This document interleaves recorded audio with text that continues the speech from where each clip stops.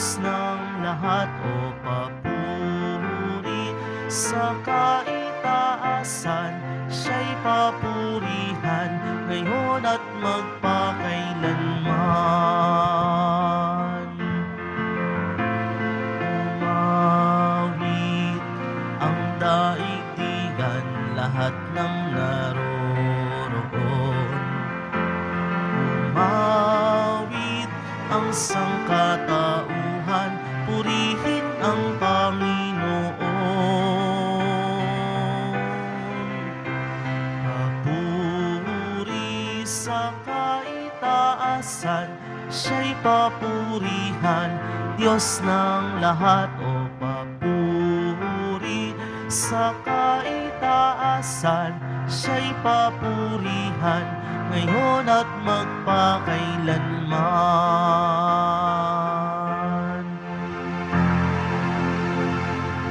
Simulan natin ang ating pagdiriwang sa ngalan ng Ama at ng Anak at ng Espiritu Santo. Amen. Ang pagpapala ng ating Panginoong Hesukristo, ang pag-ibig ng Diyos Ama at ang pakikipagkaisa ng Espiritu Santo naway sumainyong lahat. At sumairin. Mga kapatid, tinipon tayo bilang kaanib ng angka ng Diyos. Kaya dumulog tayo sa mawaing Panginoong nagpapatawad ng lubos. Sinugong tagapagpagaling sa mga nagsisisi, Panginoon, kaawaan mo kami. Panginoon, kaawaan mo kami. Dumating na tagapag-anyayang mga makasalanan ay magsisi, Kristo, kaawaan mo kami. Kristo, kaawaan mo kami. Nakaluklok ka sa kanan ng Diyos Ama para ipamagitan kami. Panginoon, kaawaan mo kami. Panginoon, kaawaan mo kami. Kaawaan tayo ng makapangyarihang Diyos, patawarin tayo sa ating mga kasalanan at patnubayan tayo sa buhay na walang hanggan. Amen. Manalangin tayo.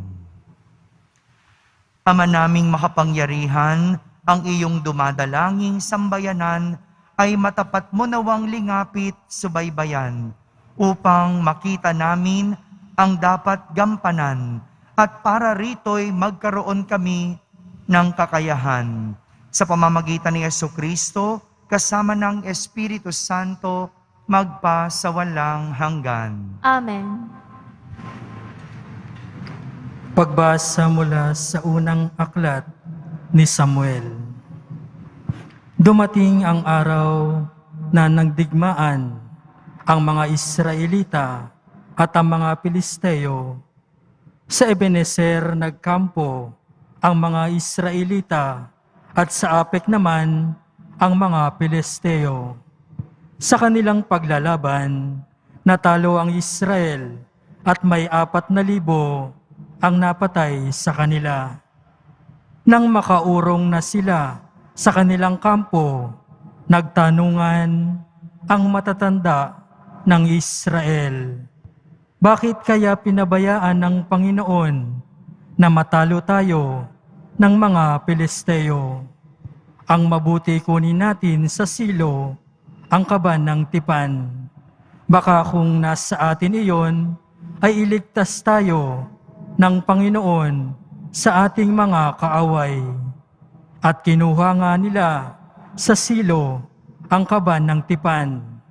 At sumama naman ang 2 anak ni Eli, sina Ofni at Pinis. Ang mga Israelita'y napasigaw sa tuwa nang idating sa kanilang kampo ang kaban ng tipan. Umalingaw-ngaw sa palibot ang kanilang sigawan. Nang marinig ito ng mga Pilisteo, itinanong nila, bakit kaya nagkakaingay ang mga Hebreo? Nang malaman nilang nasa kampo ng mga Israelita ang kaban ng tipan, nasindak sila. Inisip nilang may dumating na Diyos sa kampo ng mga Israelita. Kaya nasabi nila, ano nga ngayon ang mangyayari sa atin? Ngayon pa lamang, tayo makakaranas ng matinding kasawian. Ano ngayon ang mangyayari sa atin? Sino ngayon ang makapagliligtas sa atin sa mga Diyos nilang makapangyarihan? Ito ang mga Diyos na nagpahirap sa mga Ehipsyo sa pamamagitan ng iba't ibang salot. Mga kababayan, lakasan natin ang ating loob. Magpapakalakalaki tayo upang hindi tayo malupig at maalipin ng mga Hebreo, tulad ng pangaalipin natin sa kanila. Lumaban tayo, muling naglaban ang mga Pilisteo at ang Israelita, at nalupig na naman ang mga taga-Israel. Ang napatay sa kanila ay 30,000 at nagkanya-kanyang takas papauwi ang mga natira. Ang kaban ng Diyos ay kinuha ng mga Pilisteo at pinatay sina Opni at Pinis. Ang salita ng Diyos. Salamat sa Diyos. Poon, kami yung iligtas, pag-ibig mo'y di kukupas. Poon, kami iyong iligtas, pag-ibig mo'y di kukupas. Ngayoy iyong itakwil, kaya kami ay nalupig. Hukbo nami, binaya at hindi mo na tinangkilik. Binayaan mo nga kami, kaya kami ay tumakas. Lahat naming naiwanan ay sinamsam nilang lahat. Poon, kami iyong iligtas, pag-ibig mo'y di kukupas. Sa sinapit naming ito, mga hintil ay nagtawa. Inuyam kaming lagi, kami iniinis nila. Pati bansang walang Diyos, sa gitna ng sanlibutan, sa nangyari umiiling bilang tanda ng pag-uyam. Poon, kami iyong iligtas, pag-ibig mo'y di kukupas. Kami wag mong pagkubiglihan, wag magtago sa amin. Ang pangamba namit hirap ay wag mong lilimutin. Poon, kami iyong iligtas, pag-ibig mo'y di kukupas.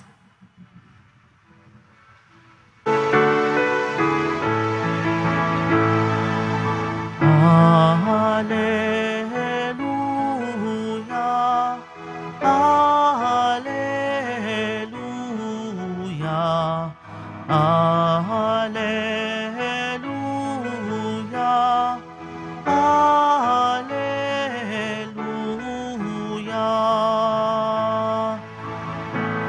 Ipinangaral ni Jesus ang paghahari ng Diyos, sakit ay kanyang ginamot. Hallelujah, Hallelujah, Hallelujah, Hallelujah.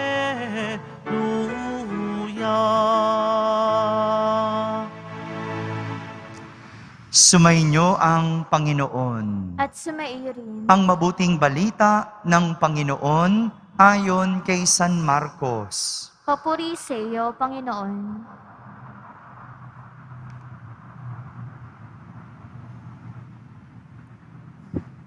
Noong panahong iyon, may isang ketonging lumapit kay Jesus, nanikluhod at nagmakaawa. Kung ibig po ninyo'y mapagagaling ninyo ako.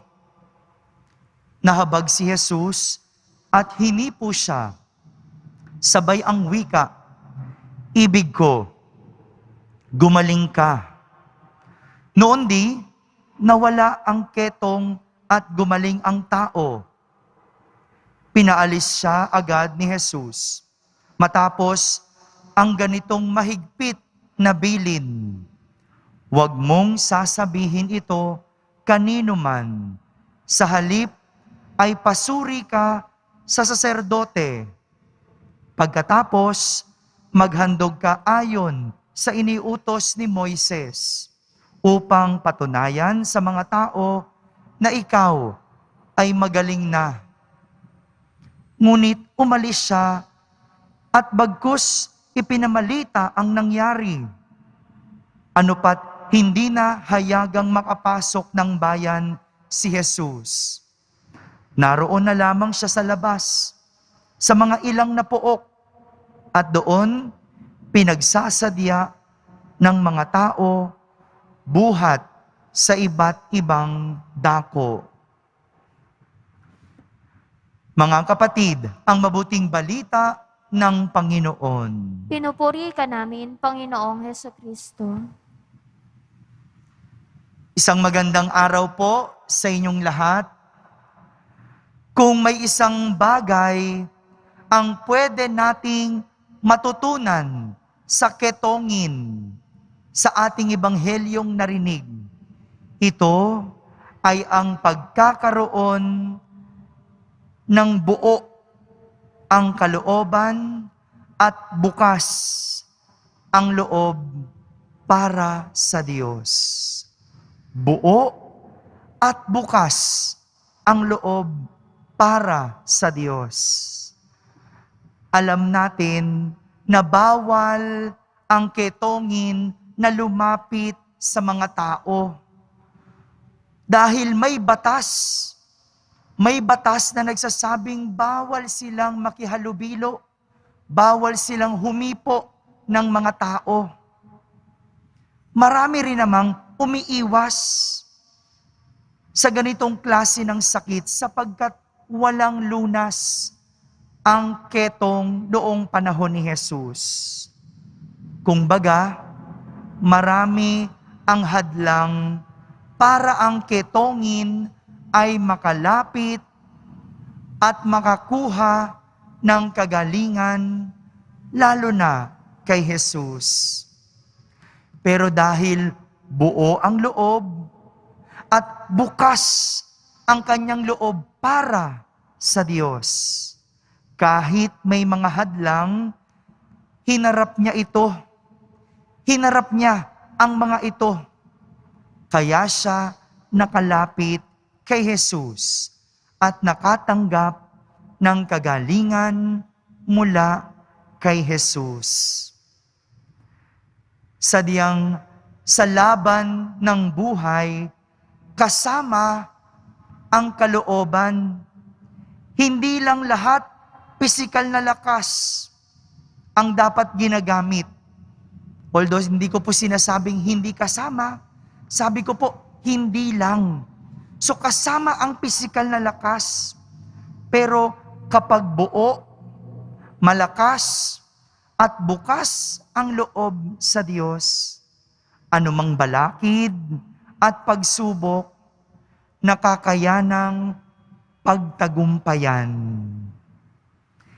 Ito po yung pinakita sa atin ng ating unang pagbasa. Natalo ang mga Israelita ng mga Filisteo. Nakakagulat dahil 2 beses silang tinalo. Samantalang nasa kanila ang pabor ng Diyos.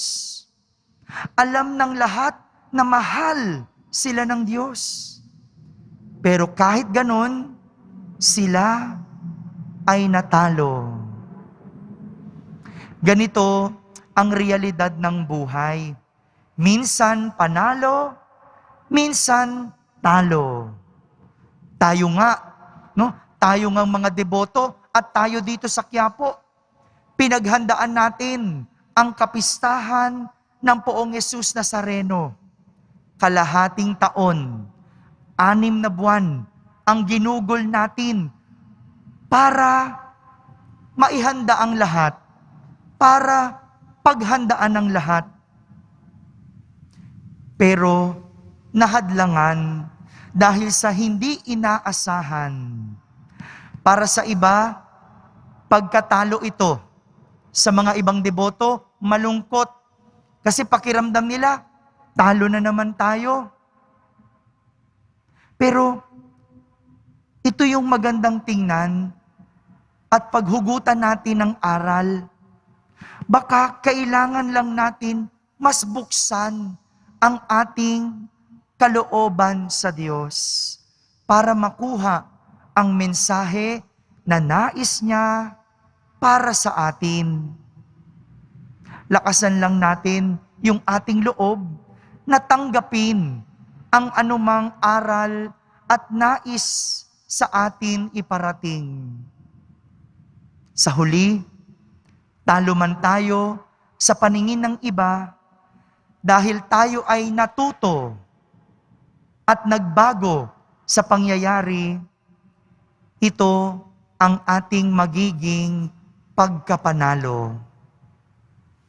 Marami na naman tayong kahaharapin ngayong bagong taon.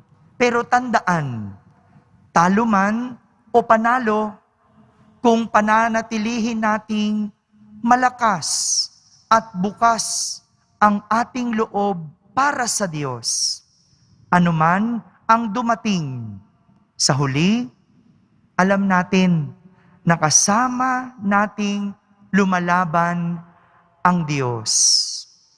At dahil dito, walang uuwing talo.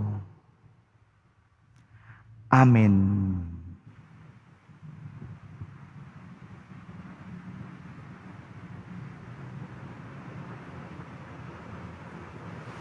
Minamahal ko mga kapatid, naniniwala sa habag ng Panginoon, lumapit tayo ng may pananalig sa ating Amang nasa langit. Ating sambitin sa bawat panalangin, Amang mahabagin, pakinggan mo kami. Amang mahabagin, pakinggan mo kami. Ang simbahan naway hindi magkulang sa kanyang tungkulin na tanggapin ang mga napapabayaan. Manalangin tayo. Amang mahabagin, pakinggan mo kami. Ang ating gobyerno naway makapagbigay ng mahusay na programang pangkalusugan at paigtingin pa ang kanilang pagsusulong ng malusog na kapaligiran. Manalangin tayo. Amang mahabagin, pakinggan mo kami. Bilang isang komunidad, tayo naway tumulong ng may pag-ibig at malasakit sa mga binabaliwala ng lipunan. Manalangin tayo. Amang mahabagin, pakinggan mo kami. Ang mga may hirap at mga may sakit, naway makatagpo ng atensyon at tulong medikal mula sa mga may mabubuting kalooban. Manalangin tayo. Amang mahabagin, pakinggan mo kami. Sa katahimikan, ating ilapit sa Diyos ang ating mga pansariling kahilingan.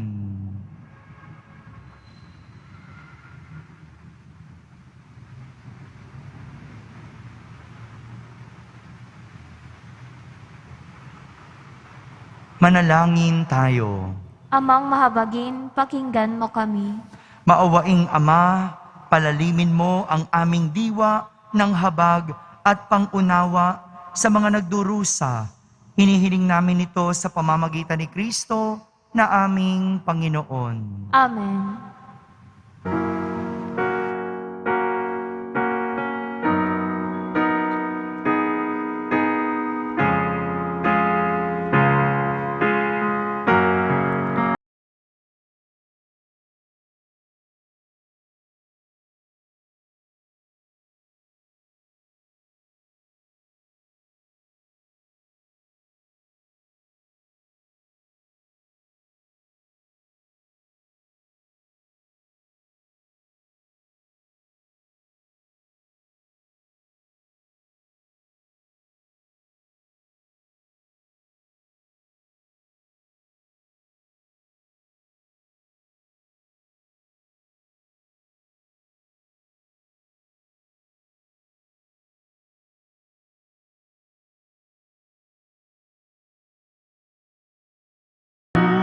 Bunga ng lupa at ng aming paggawa.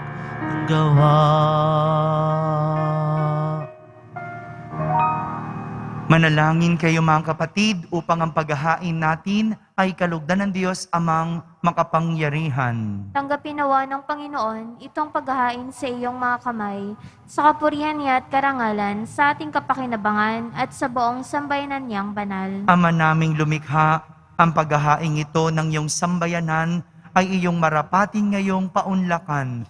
Pakundangan dito, mapasa amin nawa ang iyong kabanalan at ang masugid naming dalangin ay iyong pagbigyan. Sa pamamagitan ni Jesucristo, kasama ng Espiritu Santo, magpasawalang hanggan. Amen. Sumainyo ang Panginoon. At sumaiyo rin. Itaas sa Diyos ang inyong puso at diwa. Itinaas na namin sa Panginoon. Pasalamatan natin ang Panginoong ating Diyos. Marapat na siya ay pasalamatan. Ama naming makapangyarihan, tunay ngang marapat na ikaw ay aming pasalamatan sa iyong paglingap at kagandahang loob, ang tao'y nilikha mo't pinangasiwa sa sansinukob. Sa hangad mong siya'y iwastong lubos, siya'y pinagdusa mo sa kanyang pagtalikod. Sa iyong paggiliw, iyong ipinahintulot na makabalik siya sa pamamagitan ni Kristo Jesus. Kaya kaysa ng mga anghel na nagsisiawit ng papuri sa iyo nang walang humpay sa kalangitan, kami nagbubunyi sa iyong kadakilaan. Santo, Santo, Santo, Panginoong Diyos ng mga hukbo, napupuno ang langit at lupa ng kadakilaan mo, o sana sa kaitasan. Pinagpalang na paririto sa ngalan ng Panginoon, o sana sa kaitasan. Ama naming banal, ikaw ang bukal ng tanang kabanalan. Kaya't sa pamagitan ng iyong Espiritu, ay gawin mong banal ang mga kaloob na ito, upang para sa amin ay maging katawan at dugo ng aming Panginoong Hesukristo. Bago niya pinagtiisang kusang loob na maging handog, hinawakan niyang tinapay, pinasalamatan kanya, pinaghati-hati niya iyon, iniabot sa kanyang mga alagad at sinabi, "Tanggapin ninyong lahat ito at kanin, ito ang aking katawan na inihahandog para sa inyo."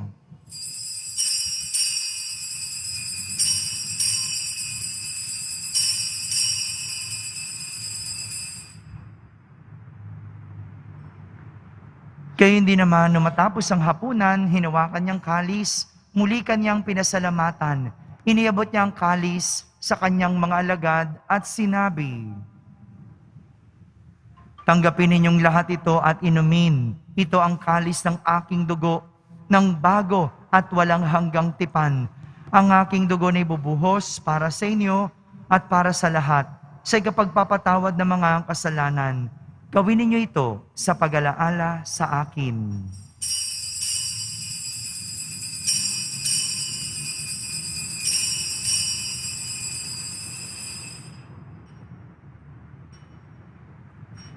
Ipagbunyi natin ang misteryo ng pananampalataya. Si Kristo'y namatay, si Kristo'y nabuhay, si Kristo'y babalik sa wakas ng panahon. Ama, ginagawa namin ngayon ang pag-alaala sa pagkamatay at muling pagkabuhay ng iyong anak, kaya't inaalay namin sa iyo ang tinapay na nagbibigay buhay at ang kalis na nagkakaloob ng kaligtasan. Kami nagpapasalamat dahil kami iyong minarapat na tumayo sa harap mo para maglingkod sa iyo. Isinasamo namin kaming magsasalo-salo sa katawan at dugo ni Kristo ay mabuklod sa pagkakaisa sa pamamagitan ng Espiritu Santo. Ama, lingapin mo ang iyong simbahang laganap sa buong daigdig. Puspusin mo kami sa pag-ibig kaysa ni Francisco na aming Papa, ni Jose na aming Obispo at ng Tanang Kaparian. Alalahanin mo rin ang mga kapatid naming nahimlay na may pag-asang sila'y muling mabubuhay. Kayon din ang lahat ng mga pumanaw. Kaawan mo sila at patuloyin sa iyong kaliwanagan. Kaawan mo at pagindapating kaming lahat na makasalo sa iyong buhay na walang wakas. Kaysa na mahal na Birheng Maria na ina ng Diyos, ng kabiyak ng puso niyang si San Jose, kaysa ng mga apostol at ng lahat ng mga banal na namuhay dito sa daigdig ng kalugod-lugod sa iyo. May pagdiwang nawa namin ang pagpupuri sa kararangal mo sa pamamagitan ng iyong anak na aming Panginoong Heso Kristo. Sa pamamagitan ni Kristo, kasama niya at sa Kanya, ang lahat ng parangal at papuri ay sa iyo, Diyos amang makapangyarihan, kasama ng Espiritu Santo, magpa sa walang hanggan. Amen. Sa tagubilin ng mga nakahagaling na utos at turo ni Jesus na Panginoon natin at Diyos, ipahayag natin ng lakas loob. Ama namin, sumasalangit ka, Sambahin ang ngalan mo, mapasa amin ang kaharian mo, sundin ang loob mo dito sa lupa para nang sa langit. Bigyan mo kami ngayon ng aming kakanin sa araw-araw, at patawarin mo kami sa aming mga sala, para nang pagpapatawad namin sa nagkakasala sa amin, at huwag mo kaming ipahintulot sa tukso, at iadya mo kami sa lahat ng masama. hinihiling namin kami iadya sa lahat ng masama, pagkalooban ng kapayapaan araw-araw, iligtas sa kasalanan at ilayo sa lahat ng kapahamakan. Samantalang aming pinananabikan ang dakilang araw ng pagpapahayag ng tagapagligtas naming si Heso Kristo. Sapagkat iyo ang kaharian at ang kapangyarihan at ang kapurihan magpakailanman. Amen. Panginoong Heso Kristo, sinabi mo sa iyong mga apostol, kapayapaan ang iniiwan ko sa inyo. Ang aking kapayapaan ang ibinibigay ko sa inyo.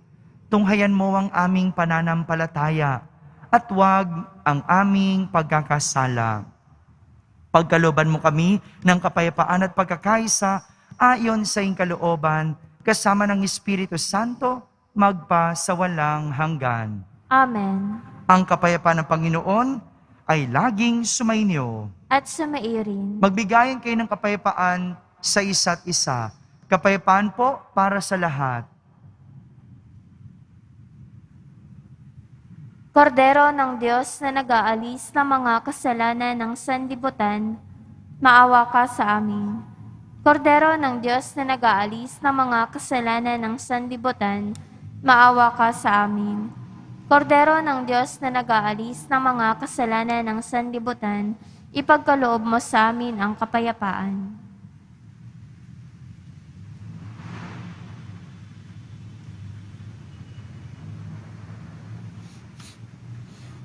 Ito ang kordero ng Diyos. Itong nag-aalis ng mga kasalanan ng sanlibutan. Mapalad ang mga inaaniyahan sa kaniyang piging. Panginoon, hindi ako karapat-dapat na magpatuloy sa iyo, ngunit sa isang salita mo lamang ay gagaling na ako. Ang katawan ni Kristo, Amen.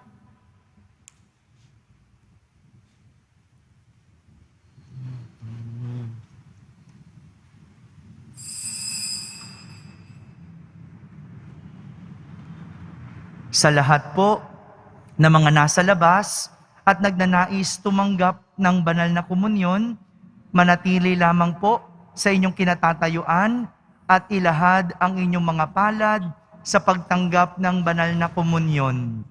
Panatilihin po natin ang ating distansya sa bawat isa. Maraming salamat po.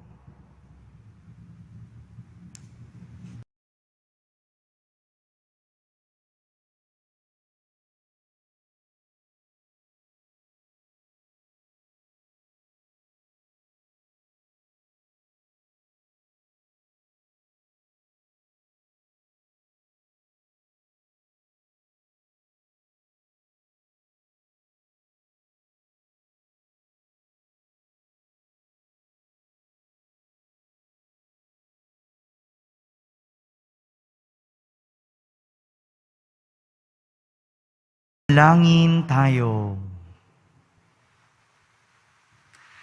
Ama naming mapagmahal, hinihiling namin kami pagbigyan, pakundangan sa iyong dulot na pakikinabang.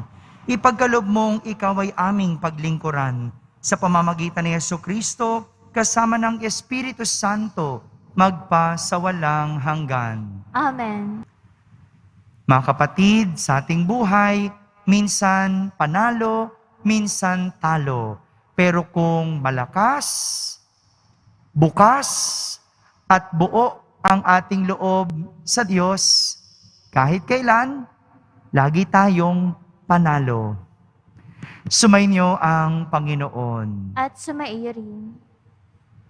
Ang mga nasa labas, itaas po natin ang ating mga kamay at tanggapin ang pagbabasbas ng Poong Jesus Nazareno. Mahal na Poong Jesus Nazareno, hinihayag mo sa pamamagitan ng krus ang walang maliw na pag-ibig ng Diyos sa sangkatauhan. Pakinggan mo ang kahilingan ng iyong angkan na nagsusumamo sa iyo. Makamtanawan nila ang inyong katugunan at tanggapin ang kasagutan na may utang na loob na tinatanaw. Basbasan din po ninyo ang lahat na may karamdaman at nahihirapan. Sa pamamagitan ng bendisyon na ito, naway maalala nila ang mga pangako nila noon sa binyag na ikaw ang kanilang iibigin at paglilingkuran bilang Panginoon magpasawalang hanggan. Amen. At pagpalain kayo ng makapangyarihang Diyos, Ama, Anak, at Espiritu Santo. Amen. Tapos na po ang ating pagdiriwang, humayging taglay ang pag-ibig at kapayapaan ng Poong Jesus Nazareno. Salamat sa Diyos.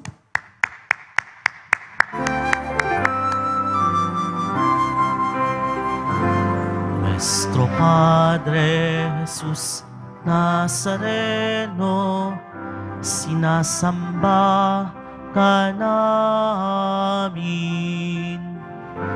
Pinipintuho ka namin. Aral mo ang aming buhay at kaligtasan. Nuestro Padre Jesus Nazareno, iligtas mo kami sa kasalanan. Ang krus mong kinamatayan ay sagisag ng aming kaligtasan. Nuestro Padre Jesus Nazareno, dinarangal ka namin. Nuestro Padre Jesus Nazareno, nilulwalhati ka namin. Nuestro Padre Jesus Nazareno, dinarangal ka namin. Nuestro Padre Jesus Nazareno, nilulwalhati ka namin.